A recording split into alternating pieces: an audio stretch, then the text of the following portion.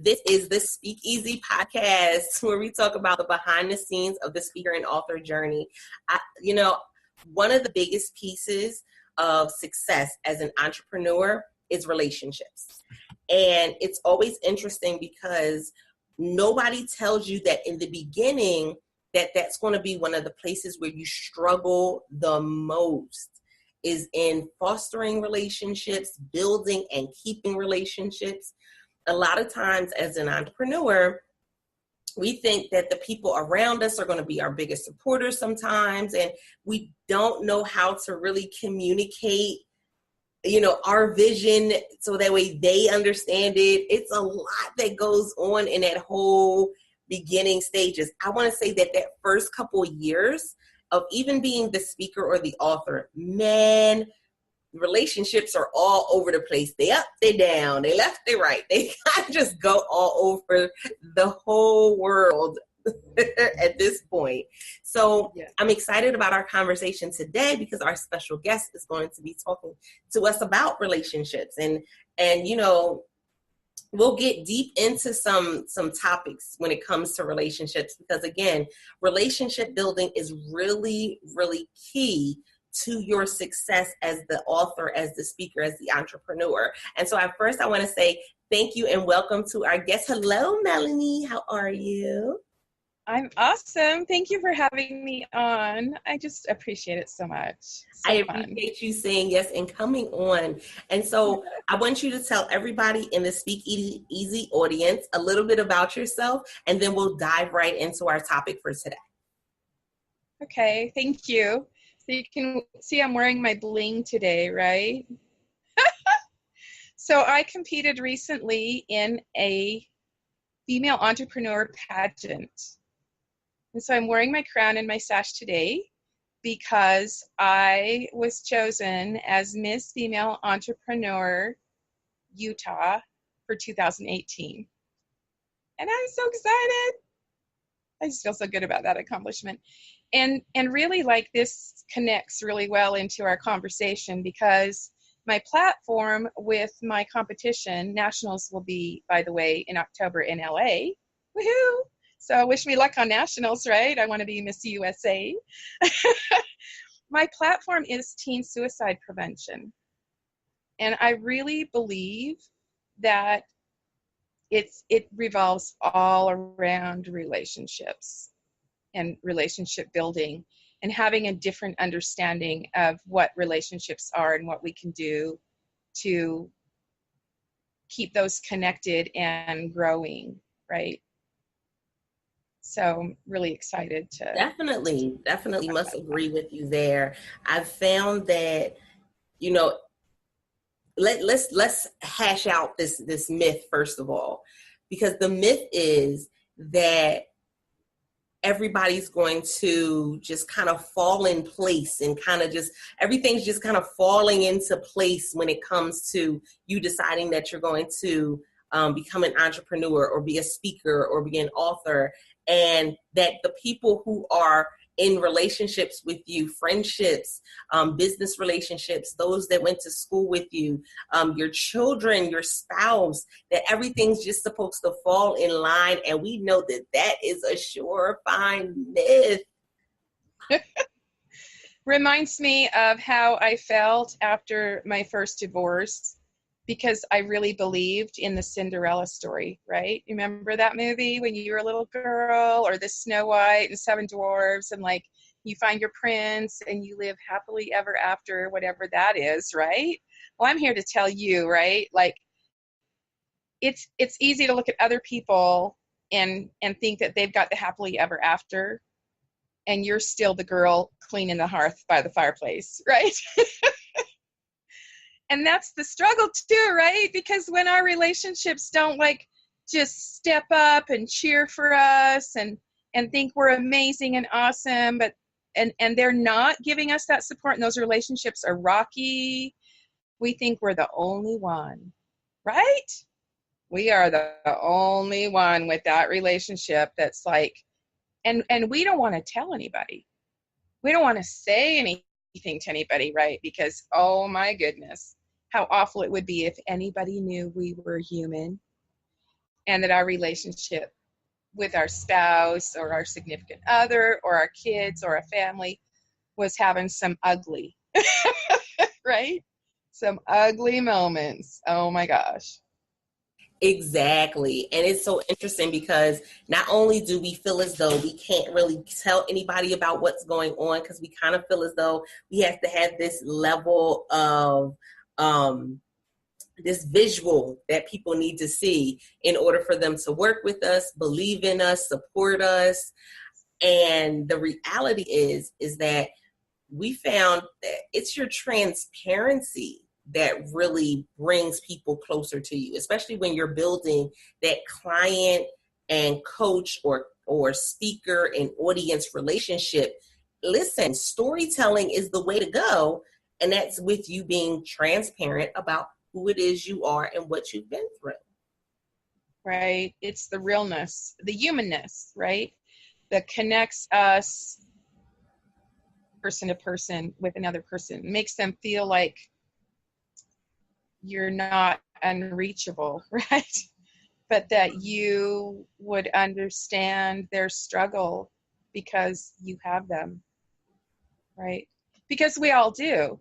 It doesn't mean that we don't have our amazing successes, right? I mean, look what you've come through and come on the other side of, right? And we really need to celebrate our successes too. Don't get me wrong, right? Like, we definitely need everybody like throwing parties when we succeed. But here's what I think we do. It's what I've done. We have a breakthrough. We have a success, that it's amazing. We really should celebrate like this, right? This is amazing to me. I'm not a pageant kind of girl. So I'm so thrilled, right? Because I never thought, I was like, I'm too old. There's no way this is going to happen. And here I am. And it's like we have to have this balance of being real with ourselves about the struggle, right? But also like to celebrate like crazy when we do succeed instead of just going on to the next thing that we got to get done. Ooh, that's a big one. That's a huge one.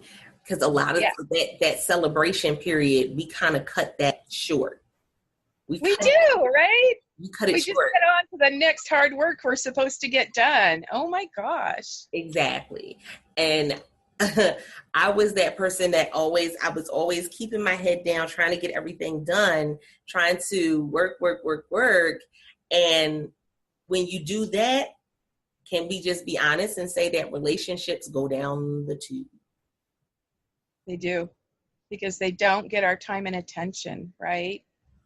And if I know anything, if I've learned anything about relationships, which I've learned a lot about because I do couples therapy, which I call divorce prevention therapy, and I've had great success, which is amazing. It's amazing for me to work with a couple or a family, right, and see those relationships come back together, to see that love rekindled, to see the family rebuild the relationships that have been broken, right? And it requires consistent time and attention and care. So you have to step away from the busy, I've got to get to the next thing, I've got to get the next thing done, I've got to create the next thing, I've got to promote the next thing, I've got to be out there, right? You've got to step back. And it's like, I like to think about it when you have created a relationship and you're in a family, like you planted a seed. You planted a seed and it's growing. And if you don't give it the time and attention and the water and the care it needs, it will die. Just like a plant dies when like you come back from vacation and you forgot to take care of it while you're gone. It looks pretty wilted, right? Like our personal relationships can start looking like that wilted plant that we came back to because we didn't water it. Don't you agree? I have to agree. And it's so interesting because I've found that for me, it was, yes, I still had to learn to foster the relationships with other adults, but for me, it was the fostering relationships with my children. because growing up, it was what? Listen, children are to be seen and not heard. Children are, you're not supposed to talk. They don't need to know nothing that's going on. They're just supposed to be children. And in one instance, on one hand, that's true. You want them to have a children's life. You want them to enjoy their childhood. But reality is that, guess what? I also want to make sure that I'm preparing them for the things ahead. And that means having honest conversation about finances, having honest conversation about where the money is coming from and what's happening. But when we're in entrepreneur mode, man, you're just so focused on trying to get things done, you don't have that communication. And I think that causes a big rift in a lot of relationships. It does, absolutely, right? Especially if what you're focusing on when you're talking to them is what needs to get done. Because we get in that entrepreneur brain, right? If I could spit that out. And we're just like, okay, I need this done and I need that done and you need to take care of this. And why haven't you done that? And you just get on their case, right? And you're always like, stop treating your brother that way. Why isn't your room clean? When did you eat? Did you get your homework done last night? Get ready, get up, get going. We're on them. And then they just feel like I never get it right. Like no matter what I do, my parents are just always on my case about doing something more.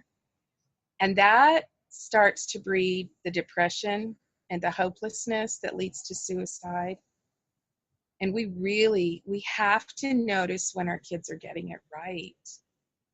We have to, and because we don't celebrate for us, we don't teach them to celebrate for them either. So what a great way to start building relationships with your kids, with your teenagers, with your spouse, is if you ask them to celebrate with you and you find ways to celebrate with them. Especially because then it's like when you're celebrating with your spouse, your significant other, all the work that you're putting in as an entrepreneur, they get to see that you're actually getting somewhere. Mm-hmm. Right? Because they're holding down the fort when you're gone sometimes, right? They're covering things and it's like they don't see the progress unless you point it out to them and celebrate with them so they can see that you are making progress and that you are accomplishing things. And they're just not like taking care of stuff while you're gone speaking or whatever you're doing, and they just can't see that it's making any progress at all, right?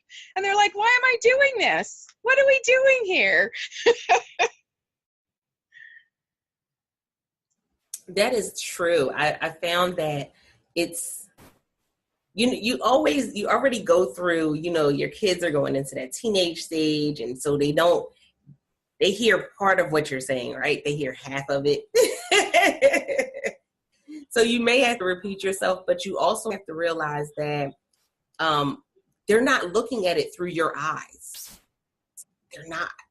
And so you may have to repeat it a couple times and explain it in different ways, simply because they're not going to have the same vision as you. They're not having the same vantage point as you. The vantage point that you have is that this is your passion. This is your purpose. That's not their passion and their purpose. And so when they look at it, they're looking at it from the outside in. They don't always see it the same way. And so it definitely is something that you have to make sure you're taking that time to celebrate. You have to make sure that you're taking that time to communicate with them. And even when you start building relationships in business, it's going to be the same thing. I need to make sure I'm communicating with them and that I'm making sure they see the vision how I see it through my eyes. Because a lot of times what I found, and maybe it's because of the introvert in me, it could be because of through me being someone who is a victor over molestation. One of the things was I was a people pleaser and I was that yes person. So I wouldn't try to explain my vision because I immediately thought you were already going to shoot it down. Oh, yeah, totally. And it's interesting too, when it comes to dealing with children and teenagers, our ego our ego gets in the way as parents. One, because we think we ought to know how to do it all. and there's no way that we're going to let them know, right, that we don't have all the answers. Oh my goodness, we can't let them know that we're figuring it out. But it's the same thing as you talked about with being real in business. Can you be real as a parent? People connect closer to you when you're real and honest and not, oh, I've made it, try to be like me. Woo woo! And teenagers are the same way. They relate to you better when you're human and squishy and you make mistakes and you own up and you're honest and real and you apologize. And guess what? Wouldn't it be amazing if you actually asked them their opinion and you listened to their opinion or their view about what's going on in your home, about what's going on in their life, about what's going on in your one-on-one relationship with them? What if you listened to them and what they needed and what they wanted from you, and get your ego out of the way for a minute and just be like, hey, what are you needing from me as a parent, as a mom? Because then it's easier to say to them, here is what I'm needing from you. It would make so much difference for me if I came home and I didn't have to be angry at you because you didn't clean your room up and it's a pigsty. Right? It's reciprocal. You listen to what they need and provide some of that. They're going to be more willing. Oh my gosh, what an amazing concept to be listening to what you need back from them. And it works that way with our spouses too, right? Definitely. It's been, even with the support system, that was the other piece of it, was the support system that I have in place so that way I can go and travel and speak and do these different events and things. And I had to be able to be honest and open with them and communicate with them as well. And man, again, in the beginning, it was the hardest thing ever. It was so hard. Like, I felt like it was nails on a chalkboard every time I had to have conversations with people. And again, I think it's the combination of what I've been through, as well as I'm an introvert. So I think 9 times and then I speak once. And so I don't really say what's on, for the longest time, I wouldn't really say what was on my mind. I would go and I would think about it, for a while and look at the outcomes and kind of try to predict what was going to happen. And it was a mess, but it was, the people that I had around me that kept saying, okay, we need you to communicate. We need you to talk to us. We need you to tell us what's going on, what's happening. So that way, if you need something, we need you to ask for it. That big A word, cuss word. Yes, right? Because if we don't ask, we make an assumption. And you know how that word starts, right? Because we make some assumption about they should know what we need, or they should know what we're thinking, or they should know what we're working for, and they should be on our side. And boy, if we don't communicate, and that is something, like I said, with adult children that don't live with me, like I've got kids all over the United States, literally. I have 9 children. And so, oh my gosh, I just today had a conversation with a daughter who was not, I was being before she needed me. I'm so grateful that I had that kind of relationship where she could feel like she could say to me, hey mom, I needed this from you. And I wouldn't get all defensive and all butthurt and like get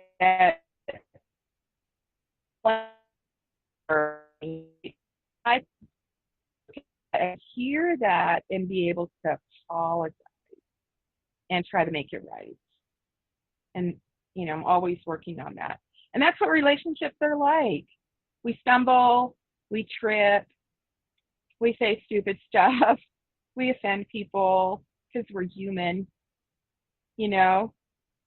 and relationships get stronger and get built and get better when we can be like, oh my gosh, I didn't know you needed that from me, or I'm sorry I came across that way, or can I reword that so you understand me? And that's what I'm always trying to teach parents with teenagers. Because it's so funny to me, you know, like we can get all annoyed at our kids, and then we go talk to them. We have this attitude, and we are laying it on them how they need to straighten up, and we get loud, and we get attitude, and we get angry. And then when they come back at us that way, like, don't you talk to me like that, you know? But they're also frustrated and angry. So it's okay for us to talk to them that way, but they can't talk to us that way. So what are they supposed to do? What option do we leave them to tell us how they really feel? And when our kids can't talk to us and they're struggling in their lives, or you move them and you move them away from all their friends, or there's some big to-do and friends all turn their back on them and they're all alone. If you aren't there with them, you don't know how to recreate and rebuild that relationship with them, and they don't have you when those kinds of heavy things happen. Like they have a and that breaks apart. Those kinds of moments for kids and teenagers, if they have you as a parent, who can they fall back on? And we don't think we matter. Because they're friends, I'm telling you, you are the foundation of their security life. They need their mom. They need their parents. They definitely do. And then it always trickles down to however you handle the relationships in your home, they trickle down to how you handle the relationships in your business. They trickle down to how you handle the relationships outside of home. And so I found that what I was struggling with at home would be the same thing I was struggling with in business. And when you get in business, listen, that's dangerous. Having the wrong costly in business can completely devastate your business, or completely like throw you all the way back to the starting line. And it can be from having a wrong conversation, or somebody hearing it one way that's completely different than what you're saying, you know, because everybody perceives things in a different way. And so you have to really learn how to communicate in a way that's going to be not condemning, where and I know I spent like 15 plus years in retail and customer service. So I know the whole customer is always right. That's a lie.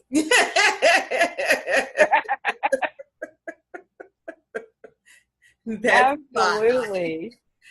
But the customer is still the customer. And they always have to be heard. Exactly. And it's that same thing in your home. The parent is not always right. We want to say that we are. Yes. I like to hear that from them. We want to hear that. We want to say that we're always right and that we know everything. But the parent is not always right. The spouse is not always right. The wife may not always be right, although, you know, we do pretty good with most of the time, but we may not always be right. And we really have to foster those relationships by, again, not being condemning when we're talking to someone, but also you made a very good statement, a huge statement. That apology is everything. It is. Absolutely. And that one of the things that I like to talk to couples about a lot, or in families, is, you know what, everybody's right. I know that sounds really, really funny, but all the time, right? Think about the arguments that you've had in any relationship. The argument is always about, I'm right and you're wrong. And the other person is like, no, I'm right and you're wrong. So you spend the whole time fighting over who's right, and you don't get anywhere, right?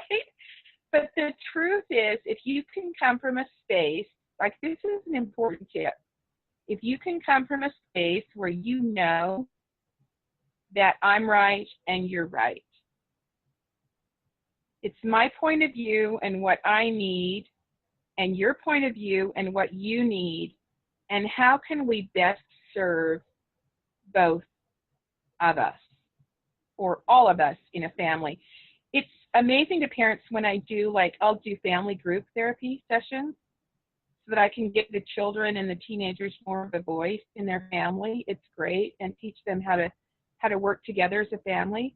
And it's always amazing to me when parents find out their kids really don't want to fight. They're fighting because there's a problem, but they really don't want that contention in their home, not between their parents, not between each other. They really don't want it. They want solutions. They do. And your sweetheart does too. You know, you're busy building your business. You're busy building your life. You know, they want a way for it to be, here's what I want and here's what I need. Here's what you want. Here's what you need. How can we do things that best serve both of us? Without giving, by the way, without giving up on your big dream and mission that you know as an entrepreneur you're here to build in your life. So it can be challenging for sure. Definitely. That's a huge challenge. And so even when I'm looking at it, I put it in the comments, you know, people want solutions. They don't want to fight. That is a huge, like that statement hit the nail. It was the nail on the head right there. When you think about it, that even when you have someone, if you're a business and someone comes to you with a problem, they're not necessarily coming to you to argue. They're coming to you because they want a solution to the problem. And I work with speakers, and all the time, there's always stuff that goes on behind the scenes, and this stuff doesn't go right. It doesn't start on time. I mean, life happens. It's just, that's what it is. Life happens. And you always look and say, well, you know, they're coming to me because they simply want a solution to the problem, but they may be coming in a moment where you can't give them a solution. And so it goes way out of hand simply from that moment. But it wasn't because they wanted to, you know, have this spat with you, or they wanted to have this disagreement. It was simply because they just wanted a solution to the problem. Now, there's you always have to go back and you know, re-engage and say, okay, what went right, what went wrong, you know, what went left, what went right, and really be able to say, okay, so is there something that I need to change in the communication, in the process, or was it just an isolated incident? And I think sometimes we got to look at that, you know, in all of our relationships, is that, you know, do I need to change something in the rules or in the communication? Do I need to change something because something that I did or didn't do? Or was this just an isolated incident? Because sometimes we can blow up about something that's an isolated incident and make it a lot bigger than what it is. Right, right. You know, and I worked for a number of years before I became a therapist in a corporate office in accounts payable. I was the accounts payable manager for years before I reformed and became a social worker. So I got a lot of experience with dealing with people who call to complain, right? And you know what I found that even though they're calling and they're angry and they lay into you and they're rude even maybe and they're upset, if I could listen without fighting back, without justifying, you know, if I could just hear them out until they released a good deal of that anger, then we could have this reasonable conversation because they got heard. And I think that is so important in all our relationships. If we can hold our tongue, it's a hard one for me. I actually have red hair. I'm Scottish by descent, so I can be a little fiery, okay? But if we can hold our tongue for a minute and give them space, kids, teenagers, spouse, co-workers, like business partners, you name it, if we can give them space and allow them to have a voice and to feel heard, oh my gosh, it just, that moves things forward in leaps and bounds to solving problems with each other. Definitely. That's definitely the catalyst that really changes some things and makes people, stand up and listen and say, oh, now I get it. Okay. Thank you for that. And I mean, again, you always have those instances that go against the grain, but for the most part, that's definitely a great mindset to have in going into this, because a lot of times, again, in the beginning, we think that everybody's just going to support us. Everybody's just going to be as gung-ho as we are. Everybody's going to be as excited as we are. And it doesn't work out that way. But I do want to ask you this. I always ask all of our guests, in this journey that you've had so far, what has been a blunder for you? Like, what has been something that kind of you looked around and went, okay, maybe I shouldn't have done that? Oh, how do I pick one? Oh, how do I pick one? A blunder. I guess the one that's the most on my mind currently as a business owner and entrepreneur is to be quite completely transparent and honest, follow up. When I meet someone as a business owner and we have that connection, they don't really understand how that's going to look in connection to my business going forward. And I don't really have the time or opportunity in that moment to get to know them well enough to know how I can serve them. I'm not really good at following up with that connection and looking at that again. And so I don't know that, you have to tell me if you do this or not, where you meet someone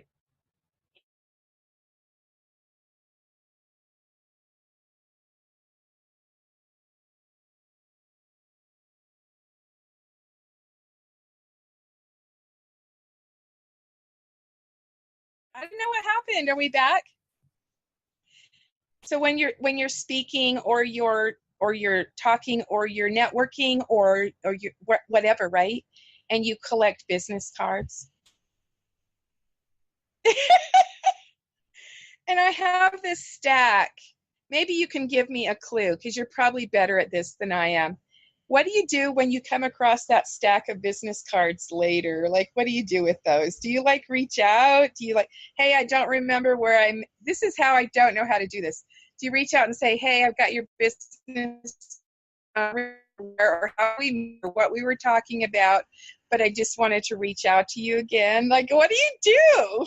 So I am, and I tell my clients this all the time, I'm an introvert, and networking opportunities make me cringe. Like the thought of being in a room of people just handing me business cards, it's like one of the 7 levels of hell. Like, really, it's horrible. It is horrible. But what I found that, and this is the secret sauce stuff for you guys that are listening to this particular broadcast. Listen, I found that I don't like collecting business cards. I will, but I don't like it. But what I will do is I will take the same business cards and I'll go on LinkedIn and send them a request on LinkedIn and connect with them on LinkedIn. Oh, I found that brilliant. LinkedIn is going to be your platform that's going to show you more of what they do in their entrepreneurship, in their business, as opposed to any other platform. Now, some may be more active on Facebook, but you kind of get a pretty good idea of who they are and if there's somebody that you really want to connect with and stay in connection with. And I love that with LinkedIn, when you send a friend's request to someone, you can send them a message. Now, if you remember where you found them, not like we're not finding people. If you remember where you connected with them, then what you can do is you can send that little note and say, hey, I got a chance to get your business card while we were at whatever the event was. And I wanted to connect with you to see how we can, network some more, or how I could be able to help you in business, or how, something, maybe we're in the same state or something along that lines.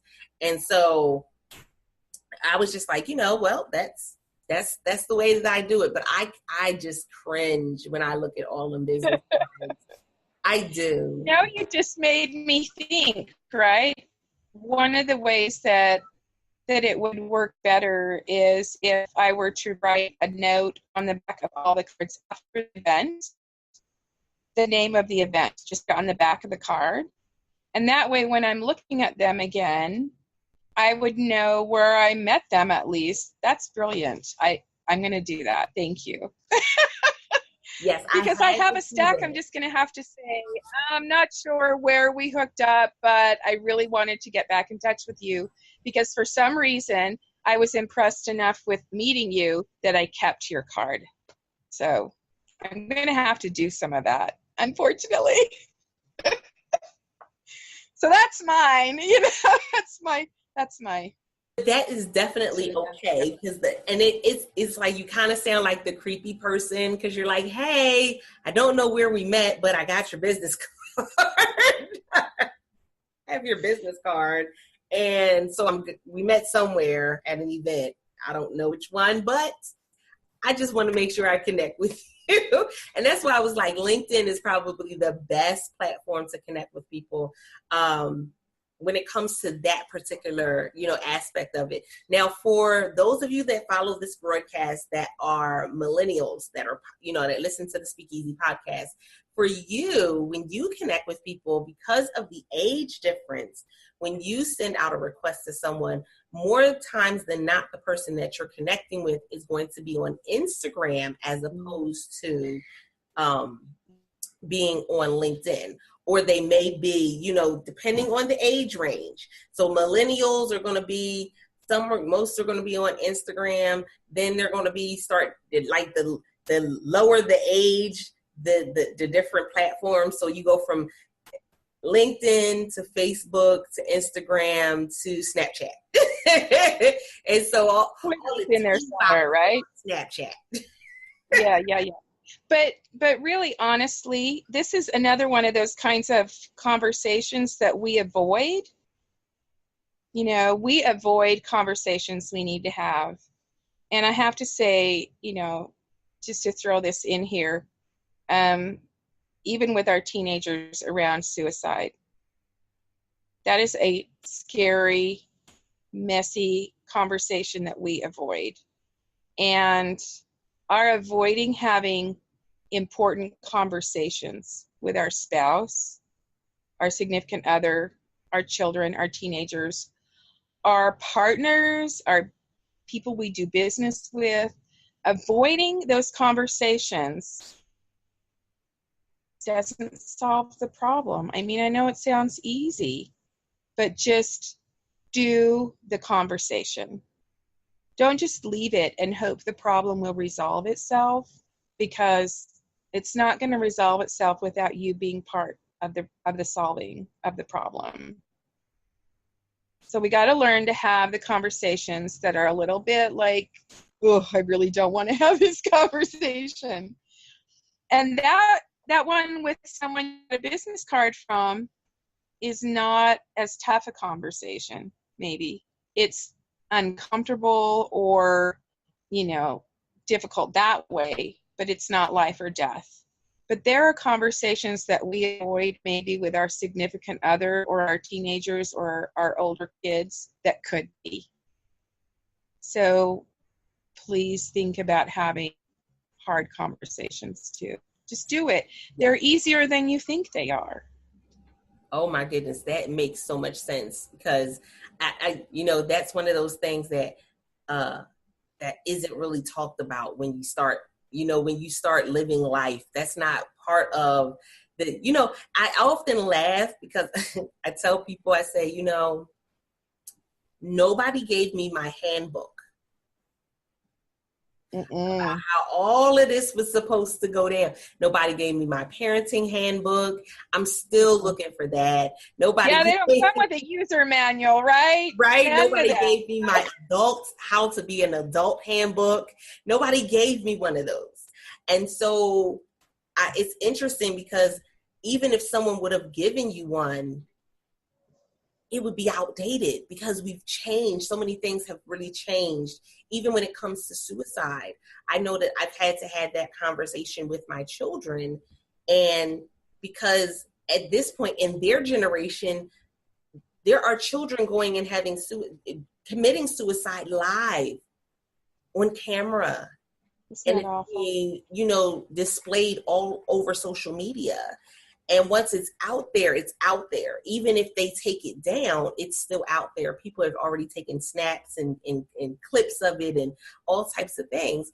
And so I believe it was last year where there were multiple young ladies that had committed suicide using Facebook Live.